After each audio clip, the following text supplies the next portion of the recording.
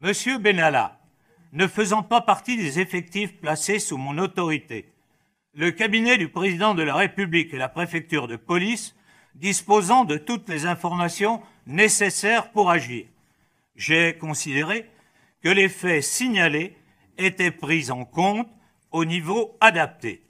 Et donc, je ne me suis plus occupé de ce sujet. Je n'ai jamais évoqué la situation de M. Benalla avec le président de la République. J'ai téléphoné au président de la République après les émeutes du 1er.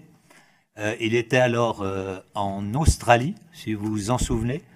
Et donc, je l'informais de la violence des événements, puisqu'il était lui-même interrogé par les journalistes. Mais évidemment, personne à ce moment-là ne connaissait la vidéo. Comme je vous l'ai dit, j'ai été informé dans l'après-midi du lendemain de cette vidéo par mon directeur de cabinet qui m'a dit qu'il avait déjà saisi et le préfet de police et le directeur de cabinet du président de la République. Le problème était donc traité au niveau approprié.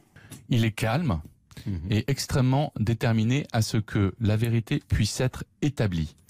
Il a dit hier qu'il avait été choqué par les images et qu'il considérait ce comportement comme étant un comportement inacceptable.